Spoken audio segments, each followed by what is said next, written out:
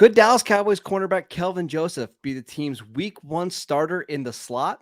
All that and more this episode of the Locked On Cowboys podcast. You are Locked On Cowboys, your daily Dallas Cowboys podcast. Part of the Locked On Podcast Network, your team every day. Locked on Cowboys. Locked on Cowboys.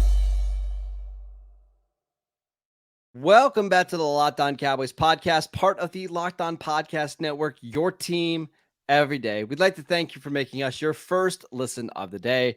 I am your host, Marcus Mosher. You can follow me on Twitter at Marcus_Mosher. Joining me today, as always, is Landon McCool. You can check him out on Twitter at McCoolBCB. Landon, the Cowboys had an open practice to the media on Thursday. We went over our offensive notes on Friday's show. Today, we are talking about the defense. Let's get right into it with Kelvin Joseph, who was playing in the slot in practice. We also got a note from Brian Broaddus that maybe he was playing some safety as well. What are your thoughts on Kelvin Joseph maybe playing in the slot now? Yeah, it's interesting, right? I think he has that kind of skill set, right? He has the kind of cover man corner, loose hips. I mean, athleticism wise, he looks the part as a guy who could definitely play inside and outside, right? I think that was kind of what was advertised to us when he first got drafted a little bit, that he had that ability, but they wanted to kind of focus him on the outside a little bit more early on. Mm-hmm. I think with where they are now, they've got so much depth at different spots. They're trying to find ways to get him on the field to make him, you get some experience to kind of get, a little bit of some career momentum going. I think having him as a special teams ace is valuable. And I don't think it's second round pick valuable yet. Absolutely. No. So I think they're trying to get him going on a defense that, I mean, it would be tough for an accomplished player to kind of crack this lineup at times. So getting him to work into the slot, maybe even in some safety stuff, that provides him more opportunity to be kind of cycled in where they need him, because he will likely be if he makes the team, he will likely be a game day active. Yes, because of his special teams use. So if that's the case, they need to make sure that he's ready to play on the field as a defender. Well, let's do this, right? If we're talking about Kelvin Joseph's strengths as a player, do they line up more with what you want as an outside corner or with a slot corner? Because I would argue that his best trait is being physical and being able to tackle. And he's very athletic. Like, there's no question about his athleticism. I think the negatives in his game are like route anticipation and, being able to kind of read what a receiver's doing and knowing when the ball is in the air. But if it's just him reacting and then going and tackling, that's where he's valuable. And that does seem like it lines up with what you want from a slot corner. Yeah, the physicality, the kind of mirrored athleticism, reactive athleticism that he has just very naturally. I mean, that stuff, that's what you see in him when he's covering somebody and all he's being asked to do is cover a man. Like, you see that stuff and you're like, okay, I see why he was drafted. I see why he's a second round pick. But it's a lot of heady stuff that comes with playing on the outside. I mean, there's a lot of heady stuff that comes with playing on the inside as well, but it's kind of different, right? So you can play with your athleticism a little bit more inside. If you're willing to be physical and make solid tackles and play like that, you can really make a living inside as a nickel corner. And I think that there could be aspects of the kind of pattern recognition aspect that happens with boundary corners that maybe he's struggling with. Maybe he doesn't see, he doesn't see a guy coming on an in route and recognize, oh, dagger, I need to make sure that I'm getting proper depth because this is just a clear out route. That it's that kind of stuff that maybe he's struggling with. And when you put him inside, it's all reactive. It's all athleticism, and that's where he thrives, right? Where he doesn't need to think about it. He can just react and have a job. So maybe that's where they're playing to his strengths a little bit. So could you see him playing or being one of the team's, starting slot corners to open up the year? Or you think they're just trying to find a way to make him useful on defense to justify him being on the roster? I think he would need to improve quite a bit for where he is right now. Because, I mean, the thing is that I feel like you have two very good slot corners, right? You've got Jordan Lewis, who basically, I mean, if he isn't the starter at slot, then I don't imagine he's on this team, right? Like, Especially I imagine, when you can save $5 million by releasing him. yeah, exactly. I imagine that the Cowboys should trade him for something small, But I mean, just to give him the opportunity and get something for him, right? Because if Jordan Lewis is not the starter, let me back up. You're going to need to beat Jordan Lewis. He's going to need to be better than Jordan Lewis right now in order to kind of take that starting spot, because otherwise, you just rather have Jordan Lewis or Bland play there, where you've gotten them some experience. So I think he needs to take that job. But if it's close, and that's probably what the Cowboys are trying to figure out here, right? If it's close and we can save $5 million and basically save a roster spot, because at this point, Jordan Lewis isn't playing on special teams, right? Yeah. We can keep Kelvin Joseph as our slot corner. We know we've got Daron Bland who can play in the slot as well. And we've got Izzy McCool who can give us some different slot. Yeah, that's the other thing, right? maybe that's the way that we play the slot position. Yeah, I mean, and I think in a world where you like a couple different guys in the slot and you're trying to piecemeal that position together, maybe it doesn't make sense to have a $5 million slot guy at the top. Maybe you want to, hey, instead of having Jordan Lewis, let's cobble it together with Bland, McCool, Joseph, just depending on what the matchup is that week. And that could be a strategy as well. And $5 million, it's not like it's an insignificant amount of money. Like, that's as much money you need to sign your rookie class, right? So if you can save $5 million and bank it and roll it over to the next year to help you pay for some contracts like CeeDee Lamb and Micah Parsons and Trayvon Diggs, it might make sense if there's not a huge gap between those two players.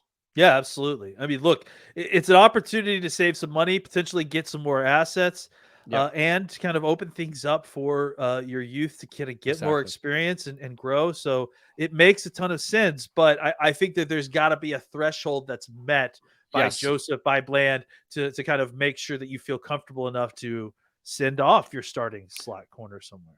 All right, just to clear this up, Brian Broaddus mentioned on 105.3 The Fan that Kelvin Joseph was playing safety. We think he might have misspoken there. We're not going to say it for sure, but our guess is that he was playing in the slot and maybe the Cowboys called it their base defense or whatever. But I don't think we're going to see Kelvin Joseph be like a full-time safety or anything like that. Yeah, it just felt like it was, and again, we defer to Broaddus on this, but it felt like he kind of mentioned it offhand and sort of in a mistaken manner, and we hadn't seen any other reports of Joseph playing safety, so I'm not discounting it outright.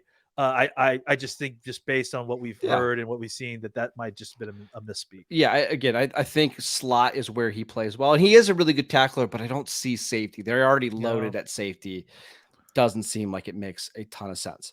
Landon, let's talk about some of the Cowboys rookies that showed out well in the OTA practices. We'll get to that next.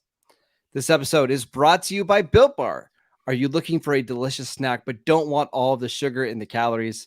Then you need to try the best tasting protein bar ever. It's Built Bar. You've absolutely got to try this. If you're like me, trying to make a little bit healthier choices as we get into summer, but you don't want to compromise on taste, Built Bars are the thing you need. They're healthy and they taste amazing. Seriously, you're not even going to know that they're good for you. They taste that great.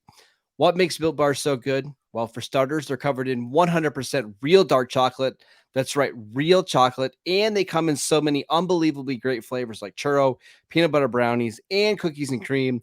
Not sure how Built does it, but these bars taste like a candy bar while maintaining amazing macros.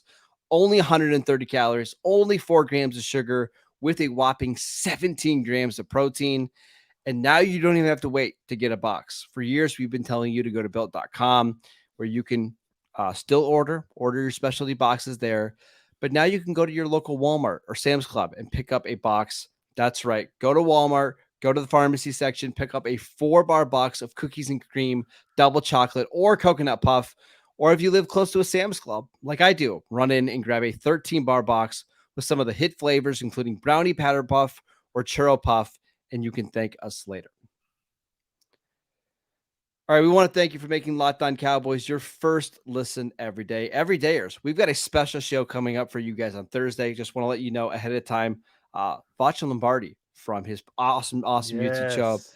coming in to talk about some of the offensive line stuff that we talked about on Friday, including what should they do with Tyler Smith, what's going on with Tyron Smith at right tackle, who's going to win the left guard job.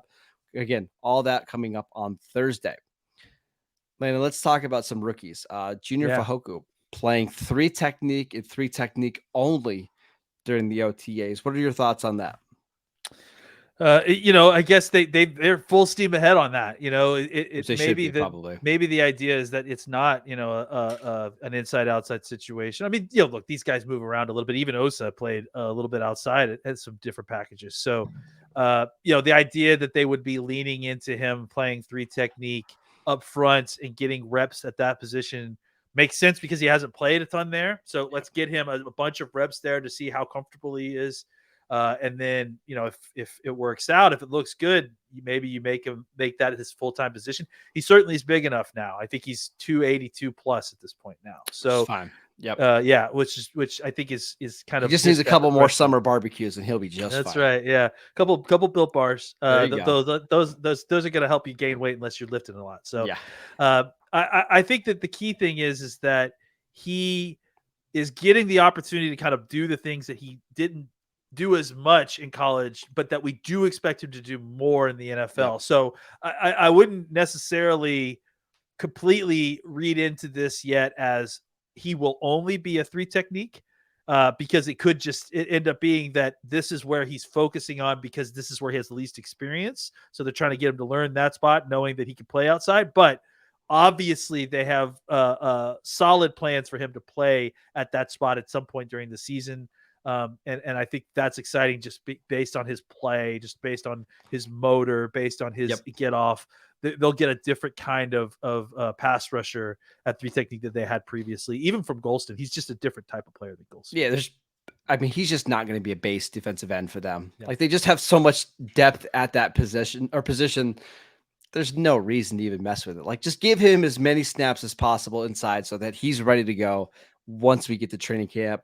We should also mention Mazi Smith. Again, no pads, no helmets. It's not like they were really going full speed or anything like that. But Mazi Smith, one of the big winners of OTAs because nobody carries 320 pounds like he does. So that's really the only note that we got. We actually got it from Brian Broaddus again that he looked really good in shorts and T-shirts. Apparently him and Schoonamaker were the 2 shorts and shirts winners of OTA practices. So at least they look good. Yeah, there you go. We should talk about another rookie, an undrafted free agent, Isaiah Land, who we discussed a couple of weeks ago from Florida A&M. The Cowboys are working him out at linebacker, but it seems like they've already kind of fallen in love with him again. Got a couple different notes on him, looking really good in the OTAs. What are your thoughts on him kind of playing as that rush linebacker? Yeah, clearly they've got a specific plan for him, right? Because he comes in with all this pass rush prowess. Obviously, a very, very successful college career as a pass rusher.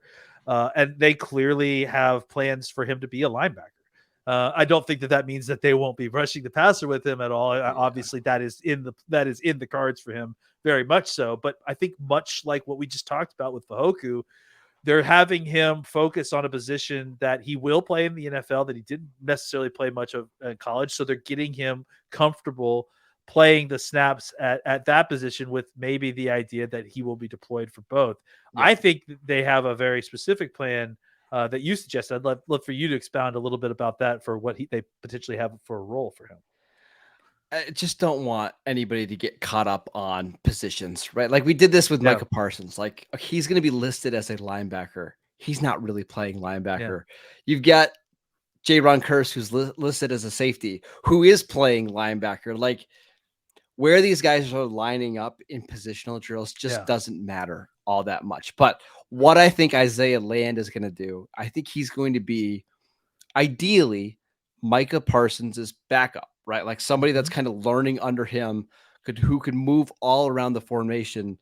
Isaiah Land has a very, very similar body to Micah Parsons. He's not as athletic, but I think you can do a lot of the same things, just at a much lesser level.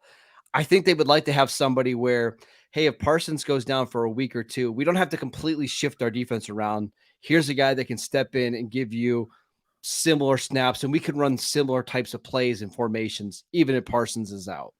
Yeah, it's like you understand that it won't be as effective as Yes. as when Parsons is in But there, now we don't have to ditch those 13 plays that are Micah Parsons plays, right? exactly, and that's the problem.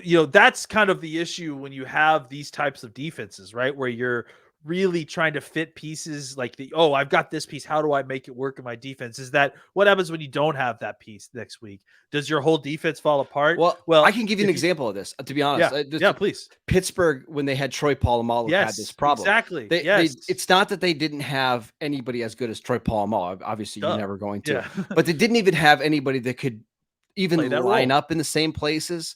So when Polamalu was out, which was a lot, they had to go back to a very standard cover 2 defense that they were just really bad at playing. They would have been better off just, finding somebody who had a lesser skill set that could do the Polamalu stuff and have everybody else do their same exact job, and they would have been much in a much better situation.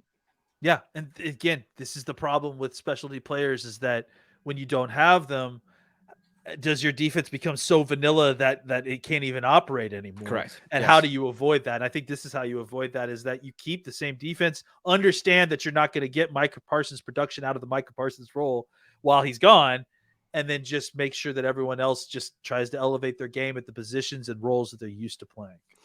All right, I want to talk about one second-year player who was lining up at a very interesting spot when we get back.